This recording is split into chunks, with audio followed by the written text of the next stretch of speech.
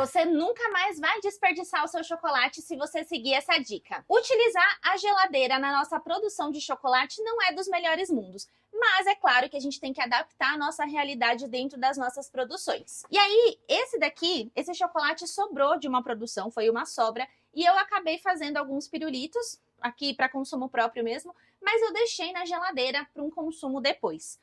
Se isso acontece dentro da sua produção e a gente simplesmente tira da forminha e deixa em temperatura ambiente, o seu chocolate vai ficar suando. E aí eu quero ensinar uma dica para vocês para o seu chocolate não ficar suando, mesmo se você de repente deixar um tempo a mais na geladeira ou acabar esquecendo dele. Então vejam aqui que eu tenho 4 pirulitos de chocolate branco.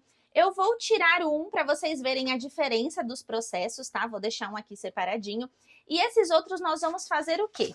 A gente vai fazer isso aqui, ó, e eu vou chegar a dar uma batidinha para ele descolar da nossa forma, porém eu não vou tirar a forma daqui. Eu vou deixar chegar em temperatura ambiente com a forma em cima e vou te explicar o porquê. Assim como a Coca-Cola, quando a gente tira da geladeira e esquece em cima da pia, por exemplo, vai soltando um monte de gotícula, o processo de condensação é isso, né? A Coca tá gelada, fica em temperatura ambiente, que o ambiente é mais quente do que o ambiente da geladeira, e aí começa a soltar aquelas gotículas, a Coca-Cola vai suando. Acontece a mesma coisa com o nosso chocolate.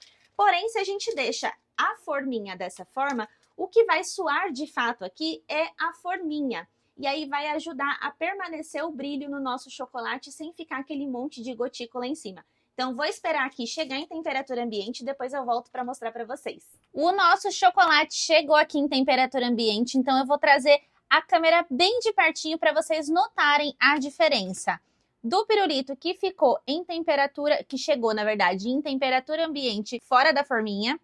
E também agora, ó, eu vou tirar agora a forminha, para vocês verem que eu não tava mentindo, hein? Esse daqui foi o chocolate que ficou em temperatura ambiente fora da forminha. Vocês conseguem perceber que ele tem até umas gotículas aqui, ó, e ele fica sem muito brilho, ele fica meio opaco. Esses daqui, percebam a diferença do brilho do chocolate. Ó, vou colocar os dois pertinhos. Esse daqui, cheio de gotícula. Tá vendo? Ó.